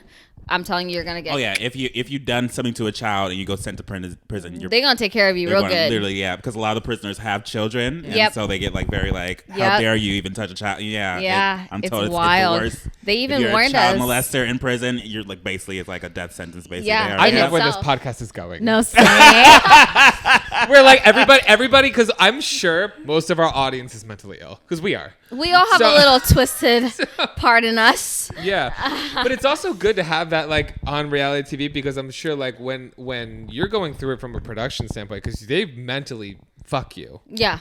They do. Like when I break down on my shows and the viewers don't know, they're like, oh, you're screaming. Oh, I'm like, I'm sorry I've been on a show for 5 weeks with no phone or like stuff of escape, but trapped in an environment with people designed to piss me off. Right. And I broke after 5 weeks. Yeah. And I acted out of pocket. It Meanwhile, was like a luxury prison for us. yes. Yeah. Meanwhile, people like Trina, like having you there, like someone to talk to and like actually helps. Or like Nicole O'Brien, who's friends with Beth Ann on my show. Like when I broke and I freaked out at Aris and had a whole thing and had a whole breakdown moment, which they like totally scoffed at on the show. She's all about mental health. And after it, she pulled me aside and she goes, "Hey, I noticed these signs. Are you okay? Like, can I talk to you?" Meanwhile, production's like, let's throw something at him. Yeah. let's call him a toxic gaslighter. And I'm just like, like, you know what I'm saying? No, 100%. And I'm sure you dealt with that a lot too, because people, Yeah. it's also mentally turmoil. I feel like reality TV, I'm sure YouTube, it does it as well. Like you tweet something and people just take it the wrong way out of pocket. Yeah. Or just like the criticism you get. I feel like it also has to do with a lot of body issues when people like, why do these reality TV people or people with money get so much plastic surgery? Like maybe because we're dealing with like so much hate. Thousands of people commenting about our body and appearances every day. Yeah. But it's also a projection of their own insecurities too. And that's their way to like actually like vent out under, hiding behind an account that they. I always love saying I've never been called ugly by an attractive person. Yeah, no. Never. Honey, pretty knows pretty. And bitches, confidence knows confidence. Bitches come for your bank account. Pretty. I love that. And bitches like, I mean, the people being like, please, you did that show for what? I'm like, more than you think I got. And plus what? You're like a 13-year-old in 7th grade and you're coming from my bank account? Mama, please. You know what I'm talking about? Mama needs to put restrictions on their account. What's another messy question we have? Is there So you're on reality TV. Yes. You've been through many arguments, I'm guessing. Oh yeah. In reality TV and life, what is like one of the messiest arguments you've been on been in? In public? Yeah, in public. Anything you want to like share? In general. Yeah, in general. Or it could have been on TV, or have you ever had in a fight that you're willing to talk about? Yeah. So I've never gotten in a physical fight, but I'm really good with my words. I fight with my words because I'm just a very classy bitch. Does classy and bitch go in the same sentence? I don't care. Yeah. It can, 2022. Yeah. I've been in so many. Okay, here's the thing. I hate when I have been so genuine and like honest and like I want the best for somebody, like a good friend, and they have been calculative from like the jump, and like they just feel something towards me that I never sense, and I always give them the benefit of the doubt. So those are the fights I always usually have when like it's an eye opener, like this person despises me, they envy me, or they're jealous, and I don't just say those words because I'm like a cocky bitch, but I'm confident. But it's just it's always the same repetitive shit. So it's like so hard for me to make new friends now because I feel like they always come in with a motive. Female friends mostly. No, even male friends. Shit. Wow, yeah. I've lived a long life. But anyways. You just dealt with someone getting their finger ripped off. I'm just kidding. But no, that's good. Have you ever? So there's never been anything physical. What's the worst? Like, have you ever gotten in a fight on reality TV? Like a bad one? Like fist? Not fist, but like even like. Just like All-Star Shore. Like, yeah, I was in a love triangle on Love Island, but that was just the way they edited it, and I watched it. I'm like, that's not how this happened. I'm just gonna let that be. You got it. All-Star Shore. When we are having arguments, I think it's a double standard. Like Marina's getting all this shit for being plastered, but so many people are getting plastered. Yeah. Me, I just said I'm bored. I want some drama. Everyone's up my neck. I'm a black woman, so obviously people think aggressive. People think like, oh, yes, watch out for her. We have to walk on eggshells, et cetera, et cetera. And that's how I did feel because I felt personally attacked for no fucking reason. Yeah. But there was more drama also, that happened on that Taylor damn show. on Big Brother, yeah. Taylor on Big Brother. I feel so bad for her. She's a pageant queen. She's educated. She's beautiful. She's a gentle pageant queen, and they're trying to act like she's some aggressive black girl. Janita on the Lohan Beach Club. I remember they pitted Gabby and Janita against each other, who were two black women, and then Janita was like, back up, don't touch me. If you touch me, I'll hit you. And Gabby comes over and goes, and Janita goes smack right in the face. And then the next day they came in with this whole thing with like, you're violent. And Janita was like, one of the biggest characters on the show, gorgeous girl, was like, I'm not going to let you guys paint me as the violent black girl. And just like for the rest of the season did nothing. And it's so sad we're in 2022 and it's still pinning black women or black men, any black individuals against each other. Yeah. You know, you actually taught me, Trina, we had a really deep conversation. We had deep conversation. We went to Tulum. Yes. And we were wasted because obviously very tearful. she educated me on some stuff, and I think I came back and we talked about this on the podcast, and you actually confirmed it, because on the show I'm like, oh, my African American friends, and like Trina and Johnny both at the same time were just like, you could just say you're black friends. Yeah. Just say black. And I'm like, just say black, right? Yeah. Is that okay? Because I thought that was the wrong thing, and you actually were like, it's more of a microaggression. Yeah, it's a microaggression. We consider microaggression because there are actual African Americans in this country. Me, Kenyan. Yeah, and American. But then other people like me who came from slavery, who don't really know their roots from Africa. Got it. When we hear that, it feels very like, oh, you're not fully American, but like our entire we built the foundation of this country. You feel more like isolated. Yeah, I feel like I deserve to be considered American, not some subculture of American. You know what I mean? Yeah. That's why we consider it a microaggression. But I'm happy that I got to make friends like you, like that could like educationally just like inform. You know what I mean? Yeah. Because otherwise I'm going around, I'm saying things and I think it's the right way to say it. Meanwhile, I'm just like pissing everyone off. And it was never any mad. Like there was not like, it wasn't like I offended anyone. Trina was just like, because we consider you like, don't have to say she was like, you could just go. Just say like white people aren't considered European Americans. And I don't call y'all Caucasians. Yeah. The Caucasus. From the house of Caucasus. House of Caucasus, baby. From the mountains of Caucasus. All right. Oh God. Can I ask you a hookup story? If you have are willing to say. Ask away. It's hookup time with Mike and Trina. All right, Trina. Yes. You don't have to go into detail about what happened, what you did, anything like that, but like to set up the scene. What was your messiest hookup story? Or like what was the like after effect? You could say anything you want. What if my parents are watching this fucking podcast? My grandma just told me that she watches our podcast, and I talked about I've gotten cum all over this face. Really? I was fucking this one guy, and his boyfriend came home, and I was naked with my pillow over my dick. I was just like, "What's going on?" So this is by your own discretion. Okay, that happened to me too. Like in high school, it came in my eye, and I was like, "Oh, it's gonna be cool." The next day, I was in class sitting down, and some guy's like, "What's wrong with your eye? Like, did someone come in your face?" And I was just like, "Yeah, that really did happen. That's so embarrassing." Well, and I was like, "Oh no, I just have a pink eye." Huh? Have you ever gotten a rash from semen? We asked Mac about this earlier. It can make it's like a serum. I'm just kidding. It's vitamins. I mix it with my vitamin C and my caffeine solution, hyaluronic acid. I'm just kidding. Is that your messiest thing though? Like, what was that? Like, what's the story? Oh, no. Give me a setup. You don't have to say what you did or anything. I've done set up a lot. How you got there. I don't even know which story to tell you guys. Like, I've done a lot in my fucking past. Bragging.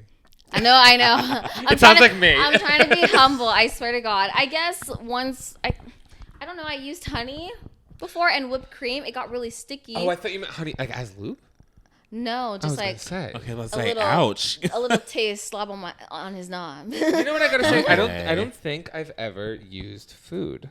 Really? Really? Whipped cream? No. Oh my God.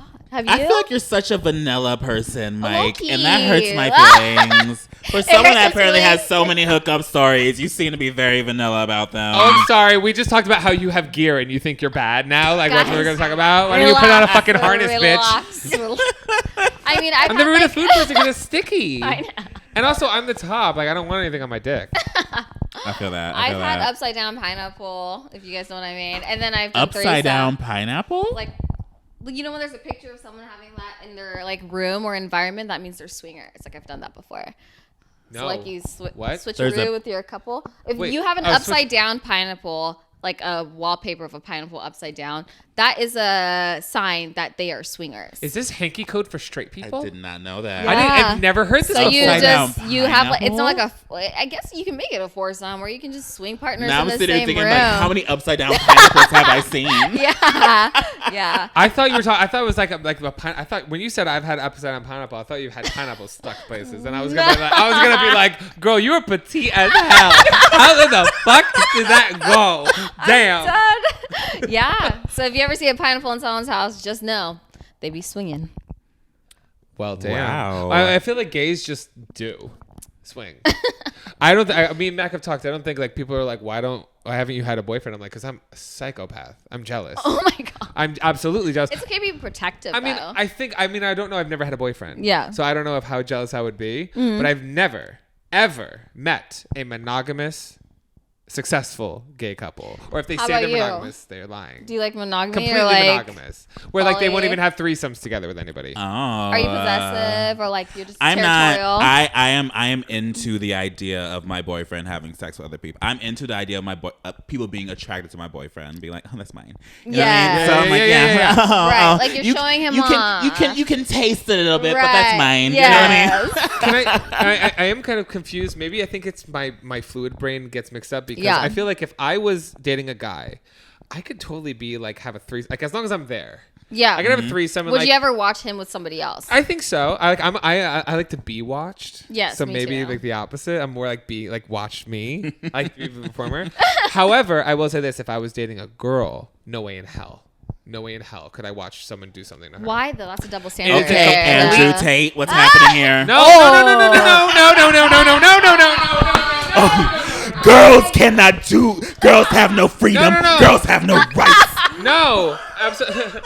What I mean is like I don't know why it's like I would be less hurt, or like maybe it's it. Do you Maybe I feel feel more like 'cause possessive. with I don't. men, it's like not. There's no emotional attachment, so it's just like pleasure versus a female, or what is it? Maybe I feel like I'd be more threatened if a guy was hooking up with a girl or whatever, because I feel like guys can compartmentalize sex easier.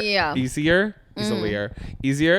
With women, and maybe this is completely a misogynistic view and something I need to get through. Where I'll tell you what's up. I just feel like watching another man have sex with my girlfriend would bother me more, and I don't know why. I don't know why that is. I'm just being completely honest and candid right now. Yeah. We'll dive into it later.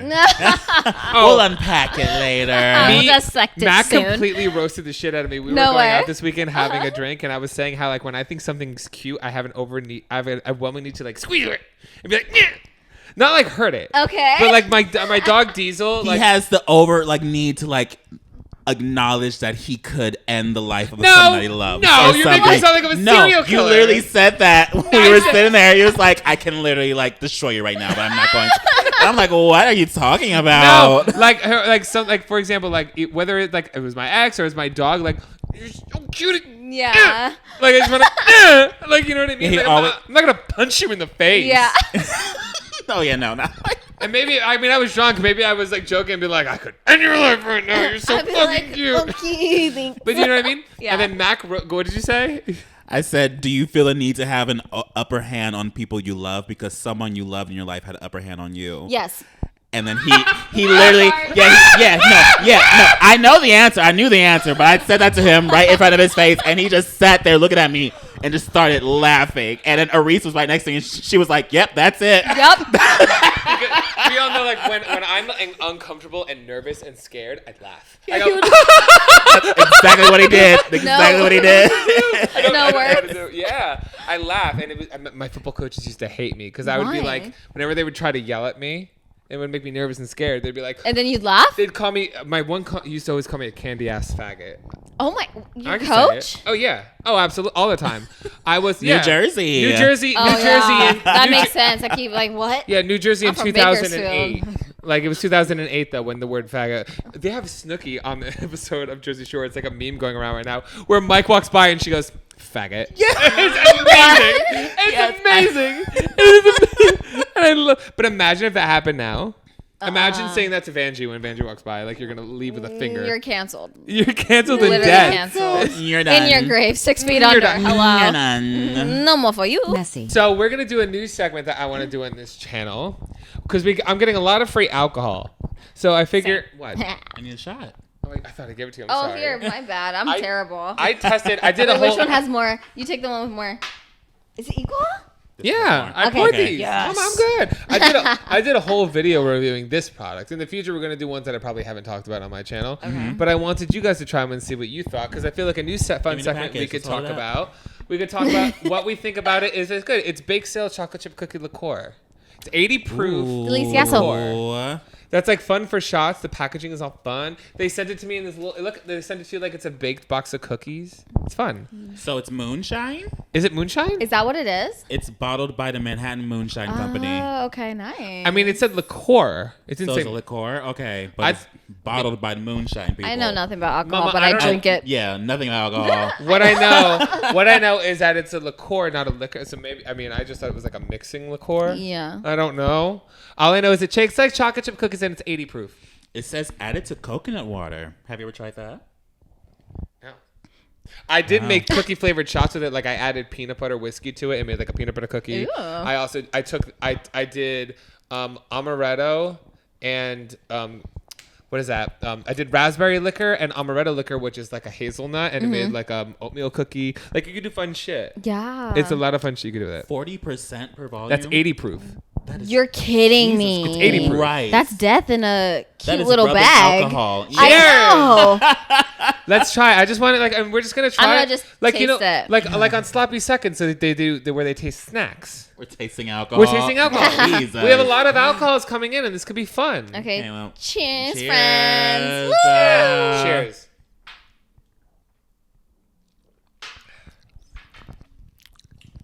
Oh, she sipped it. I just took a little bit. This will make me sick. Oh, this is very sweet. It's like butterscotch. It's just like Yeah. a chocolate chip cookie, and it's that strong. It's dangerous. How do you sip alcohol? Jesus. Girls sip alcohol, and I don't understand. Yeah. Anyone? Yeah, give me it. I'll drink it. It's good. I just can't do like sweet mess up with like my stomach. Woo! Oh, good. It's interesting. It's just really strong. But see, it's not something. I don't know what I would put that in a cocktail unless it was like a dessert flavored thing. Right. If you guys want any, by the way, in this segment, because I want to do this like every podcast because it's something fun to add. Yeah. You know what I mean? If you guys ever want any of the alcohol we try, I'm going to put a link in the description to a distributor where you get a discount if you click the link and you go and you could buy any alcohol on the website and they deliver it right to your door. Honestly, this would taste really good in like a coffee. Yes. Yeah. Bitch, yes. Like a mocha. Yeah. Yes. A really good mocha. Coffee, It's yeah. good for like a Love. coffee or like maybe like a dessert martini. Down. A dessert martini or like or just like fun dessert shots. Yeah. I just can't take it like raw like that. Pause. Mama, hang out with us a little bit longer and you I will. know. All right, now we're going to end the podcast by asking you some viewer submitted questions. Okay. Because I posted on our social media. If you guys want to know, if you follow us everywhere, our socials are at MessyPod, especially on Instagram and Twitter. I post whenever we have a guest, and you guys can ask and submit some questions. So let's go through. Let's go through an easy one He's that I laughing. think I'm you'll be scared. able to ask. No, I think this is one I think we talked about a little before. Okay. Someone wants to know, do you put on a fake personality on reality TV shows? If so, why? But if no, why not? Okay, so with Love Island, I was genuinely myself, but I feel like I could have been. Actually, I'm lying. I didn't show much of my personality after a certain situation that happened. That I was kind of quiet and like keeping to myself or trusting the girls that I know that had my back at the time. But with MTV, it's MTV, guys. I wanted to be a drama queen. I was in my villain era. I wasn't faking anything, but I was definitely exaggerating shit because it was boring at first. I'm not gonna lie. We were all getting along and like we needed to stir the pot. And You're doing who your else job. better than Trina, baby? So You're welcome. I always tell people your first reality show, you're kind of nervous. Very And it depends anxiety what every show you're day. on. Because like my first show, they were like, if you fuck anybody, date anybody, or cause any drama, you're fired. And I was like, Oh my I can't even do all gosh. those things. I say that all the time. Wow. And so like a lot of shows, like it's your first show. Everybody's first show, you're kind of like, you're new. Mm-hmm. You're nervous, and that's when they find it. Like your first show is the real audition. Yeah. Because reality can become a whole career. Yeah. We're doing pretty well. Yes. But I feel like that's their audition. And the second shows, you become more comfortable, more willing to really let your guard down, just let people see the good and the bad. I wouldn't say I amp it up. I say I'm willing to go there. Like Yeah. I'm willing to really let you see my full authenticity. Yes. Because that is my job. I'm actually less on. We call it posing. Do you ever hear that? No. Tell me. Whenever I check someone and say you're posing right now, it's when you're acting one way and then the cameras are on and you're like, Do you know how many people on All Star Shore were like that? yes. It's just like, okay, stand by, 3, 2, 1, acting. Next thing you know, Scene. We're not going to say names. No names. But there are people on the show where I'm like, oh, you're our best friend when the cameras are rolling. Yeah. Oop. And then when they're not, it's just they're doing their own thing. Which is fine. You know, I'm like, personality disorder or what? You can't like read people for that. Yeah. Like, okay, we get it. But like, people are going to love you. They just don't really know you. And like, I'd rather you hate me for real. Yeah. Like, I'd rather you hate me for the real me than like me for some fake facade. Yeah, exactly. 100%. And I, like my first show, people liked me. My second show, people didn't really like me. That's what they said about me too. They're like, oh, I love Trina on Love Island, but also sure, she's really messy. The amount of alcohol we drank for one, and then secondly, we're all such huge, big personalities. I was fed up. And like, I just gave them what I needed to give to entertain. Meanwhile, I'm the exact opposite because on X on the Beach, I was such a cunt because they wouldn't give me alcohol. We had a one drink minimum and it was watered down drinks. That's that's worse than Love Island. But it was crazy. also, they were dealing with a cast of 30 people. And some of these people have never been on TV before, so they're more loose cannons. All-Star Shore, it's like, okay, it's people that know the game. Yeah. We know how they are. They can handle their alcohol. We can give them whatever they want. Yeah. And as you'll see on All-Star Shore, I'm like really fun. Yes. Like, I don't think I can't. You were an angel that came into the villa. I was like, thank the Lord for blessing you here. Well, because I am fun. I was suffering. Like, I was on a show like X on the Beach. I'm sorry, you put me on a show of love. Like, let's trigger every single one of Mike's traumas for 5 to 6 weeks with no escape. Yeah. Yeah. But normally, like, I'm there to make friends. And on All Star Shore, I was only there for what, like 3 days? Yeah, 3-4 days. And I have a checklist. I would love to know your checklist. Okay. Because when I go on a show, I'm like, okay, if I want to make, like, let's be real, but what is 3 things I'm going to try to do on the show? I'm going to be funny. I'm going to fuck. I'm going to fight. Those are my 3 things. You have to have a good fight. I think I did all of those. Yes. A good fight, a good hookup. Bison Planet. and not even like a fuck. Like, Yeah. you make a hookup. Like a showmance. Yes, Yeah. So, like, on All Star Shore, I was like, well, I'm only here for 3 days. I'm not winning. Yeah. I might. You don't know what's going to happen. But at the time, I didn't think I was going to win. Right. Because I'm coming in late. And I got in there and I was like, well, obviously I'm not going to fight anybody because I don't have enough time. If I come in here Only hot. 72 hours? Yeah. Like, let me come in with 72 hours and fight someone. It wouldn't make sense. It would not make sense. It's the wrong move. Yeah. So instead, I'm like, I'm going to come in, I'm going to be fun and make jokes and make y'all laugh. Yeah. And I'm going to make out with one of you. And that's naturally like who you are as a person too, which I admired. He's literally the same inside and out of a villa. So, Thank you. Yes. I try to do that on social. Mac is like the same. Mac is, you're Your face. You're That's real. nice. What's what happened? Like, you know when people are What you like, gonna say? because I feel like our reality versions is the same thing with like with a YouTube video. Yeah. Where Mac, how you see him in his videos is real. It's just edited. Where That's like reality TV. it's spurts. Yeah, it's spurts of energy. When we're not on camera, we're off. Yeah. I'm laying down in a hoodie and don't talk to me. Everyone always wakes me up from a nap. Trina, get up. I'm like, fuck. It was the worst. The worst is when they try to wake you up in the morning, and they wake you up in the morning. They come into your room and they yell at you to get up. We have to start filming. Get up. And I'm like, y'all not gonna film for another 4 hours. You're gonna get me ready, and then I'm gonna sit around with nothing to do. Yeah. For 4 hours. To do what? And I literally look, and because the girls need like 4 hours to get ready. Yeah. So I'll look at production and be like, Guilty. Bitch, I'm going to throw on a hat and I'm going to be good to go. Okay? So I'm going to go back to bed. You're getting me up right now with no Karime. reason. She's got a makeup artist. I know. Okay, we're going to go to And bed. a lash artist. I want that money. I know. I want the money where I can fly out a makeup and hair team. Do you know when she asked for a lash artist, I'm like, Karima, who are you? Then after, I'm like, you have over like 3 million followers. I'm like, okay, makes sense. She's a queen. She's a queen and a half. Pick what? Okay, who? I haven't seen any of their shows. Okay, I haven't ask me seen away. any of their shows, but I would say the most fun people. I think I'm tied between Beth Ann and Karime for most fun. Yes, most fun, definitely Bethan and Karime. Also Angelina, when she's not involved in like boy drama. Angelina, I think, is an excessively real person to a fault sometimes. Oh, yeah. And I mean that in the biggest compliment in the world. Yeah. Because sometimes it's like, She has a big heart. whether she's right or wrong, she's going to give it to you straight. And I respect that. Yeah. But sometimes standing by it is exhausting. Where I'm like I remember in Tulum, I had a night. I think you were gone by this point. I was gone, yeah. I think you were gone where, did I tell you how I got lost? No. Oh, story time, guys. Oh, no. Drum roll. I told Mac about it. I think we talked about it on the podcast. I think we talked about, I made a whole YouTube video about it. So we went out and it was the third after party of the night. Okay. It's now 5 a.m. I met some guys who were on their bachelor party who were flirting with me. Ooh, so I was like, spicy. I'm totally going to hook up with this guy who's on his bachelor party. Wait, I remember you coming in the middle of the night or something. I was like, go get me a vape or something. And Yes. like, you're like, yeah. He was like, I'm occupied. I'm like, what the fuck are you doing? No, there's more that happened. Okay. But this is like the third night we hung out. Okay, tell me more. I mean, good luck with your wedding. But this night, I think it was the last night. It was the night before my flight. Yeah. So you were gone. Yes, I was gone. Mm-hmm. It was the third after party. It's now 5 a.m. I told them, don't leave without me. Yeah. But I'm now making out with 2 girls on the dance floor at a DJ. Ooh. And they saw me making out with girls and they said, Mike never gets a girl, let's leave him alone. So I said, thank you. I thought I was just going to be able to go and get a car. I had my card on me and get a taxi back for myself. Yeah. You know, in Tulum, they stopped taking card after 3 a.m.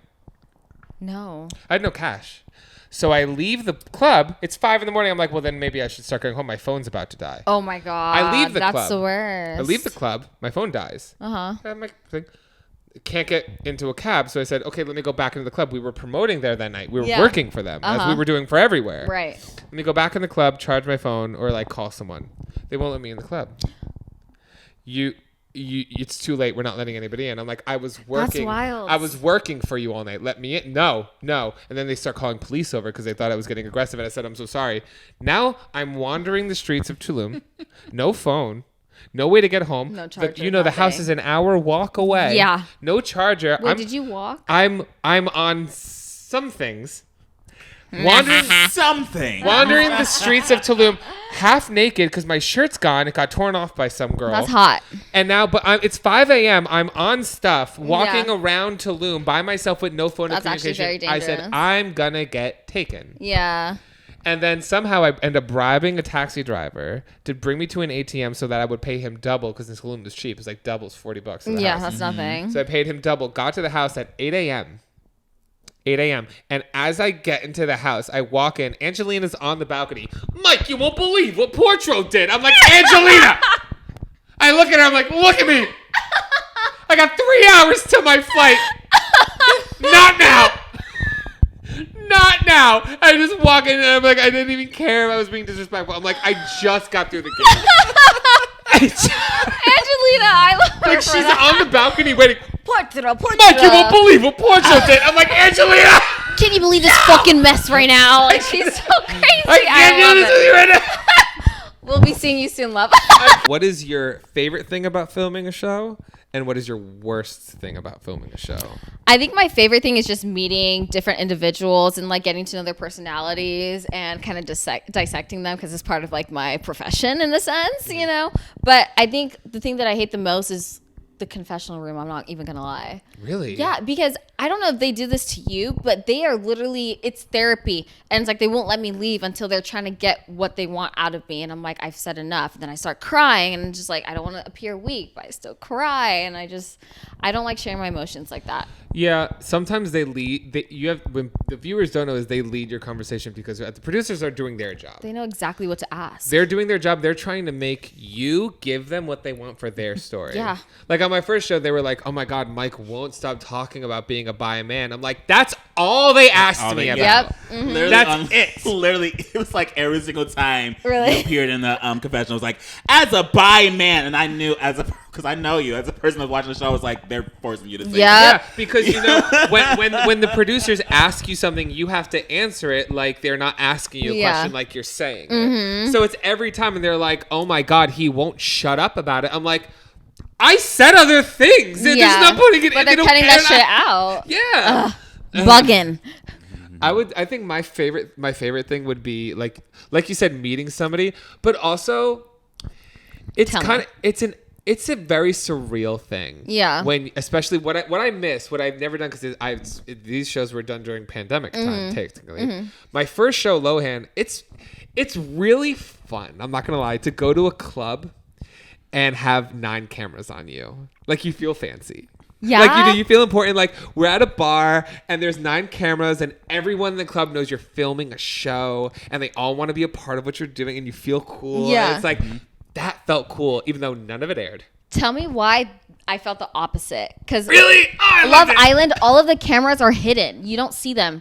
Sometimes they have like this window and they'll open it slightly and it's like big ass camera with a man behind it, but everything else is like we have over like I think 500 cameras. I don't That's even in know. the house. Like X on the Beach, it's like that. Yeah. When you're on a show that films out and about. That also like, shows my first Yeah. experience. Imagine going to a club. Like I'm done. Like please stop sending me to all over the world. Yeah. I've only ever filmed shows on islands. I would love to just stay in fucking LA. Oh my god, No, but the Mike. island's like no. But the islands are nasty. Yeah. You can't like flush toilet paper with shit. No. It's really gross. These houses are disgusting. Yeah, You know what I would 100%. love to do? I would love to film in LA and get to go home at the end of the night. Yeah. No more sleepaway camp. Let me go do my hair, make Yeah. myself look good, get an outfit. Give us a certain amount of hours to film and then go home after. Like Housewives is. Yes. And you know what's cool? Like imagine like let's go to a restaurant. Or like Trina, let's go out to the bars. Yes. And let's have 9 cameras and lights follow us. Yes. You want to tell me you won't feel like that bitch? No, I would feel like that bitch That's what I'm at that saying. moment It's in time. it's my favorite So if part. you guys are watching this, can we produce a show? I know. I feel like if I was ever going out on a night out with an entire camera crew in the middle of WeHo, Yeah. sorry, gays, We you know can't you touch watch me it. today. Oh, well, the thing is, the gays, like straight bars, like they want to be a part of it. The gays are just going to hate you. Exactly. And I want them Like to hate jealous? me. yeah. Oh, yeah, no, the What? gays don't want you to succeed. Oh my god. Like you're a girl, they're going to be like, work, diva, but another gay man, they want to destroy you. What? Yeah. The envy is real. The bigger I've gotten in the social scene, the less friends I have. Oh, I feel that. I lost a lot of my friends before going on TV. Yeah. Yeah. Yeah, they just cut it out. And Reese is the best. When we went to the GLAAD Awards, like they moved JoJo Siwa out of the way and the big TikTok stars to get out of our way so we can get to the red carpet, and we felt it. And Reese, looking gorgeous, was like, She's bomb as fuck. She's I'm like, sorry. I want them to be mad. like that's how I love the drama. because you're all rooting for me to fail. Yeah. Now you know what? Get out of my way because I need to get on the carpet. And that's why I'm not telling people. Yes, bitch, yes! I got a reason, baby. Trina, where can people find you? And what are some things that you're working on that maybe you want to promote? Anything? Yeah, so I mean, you can find me on Instagram at TRRINNABABY, Trina Baby. I know it's long. I can't change it to Trina Baby because someone already has that name. Okay. I'm on Twitter as Trina Njoroge. I'm not going to spell that out. You can figure it out yourself. I actually am on All Star Shore, Yes. Paramount Plus. Work, bitch. And then I was on Love Island Season 3. I am coming up with a podcast and I would like both of you guys to join. I think I'm going to launch end of September. I'm going to be like, interviewing reality stars, people that have their own like business or like an entrepreneur or like YouTube channels, and it's going to be focused on mental health and then relationships and so many other things, but that's in the works. We have a lot of mental health to talk I about. know. You got your own episode. I'm gonna do mine. No, literally separate episodes for sure. I just want everyone's intake. It's going to be great. And I want it to be something where people can engage and like relate to all of us. So And, of course. And yes. you know what? Let us know when that happens and I'll update it because I'm going to put all of your socials and ads in the description below. Oh, thank you. So be sure to check out Trina. She's actually a sweetheart. Thank you. You know, maybe sometimes she might be stirring up some drama. But you know what? If you're Purpose. if you were entertained, you're welcome. Yes. You can Yes. find me anywhere if you search Mac Does It. That is DESERT. DESERT. Where can we find you, Mike? You can find me anywhere if you go fuck yourself. Oh my God. Yes, and you can find this podcast anywhere if you search MessyPod, MESSYPOD on Instagram and Twitter. You can also email us at messypod@gmail.com. Your hookup times, your what the fucks, your gay agendas, and that's about That's it. I'm single, by the way. Hi. Okay, sorry. Trina is single. Say you've been douched. I've been douched. No, you've been. Just look at the camera and go, and you have been douched. And you have been douched. Da da da da. What does that mean though? Like a douchebag? Like Like a douche? Well, do you know what douching Do you know? is? Do you know how? like cleaning the vagina? Do you know? Yeah. Do you know what? When I've never but douched. have you know I what? had like a spiritual like. No, men awakening. douche. Men douche. When Men we get fucked in douche. the ass, you When gotta, they bottom, they Really? douche. you gotta Yes. fill your ass with water Uh-huh. and walk around like a water balloon. Then clean it out. You squirt out the water until the water runs clear. Do you That's put how like a suppository in No, there? well, you want? I'll show you. What we have? Hold on, stop. We were gonna I am learning today. Am I comfortable? Not really, but I am willing to learn.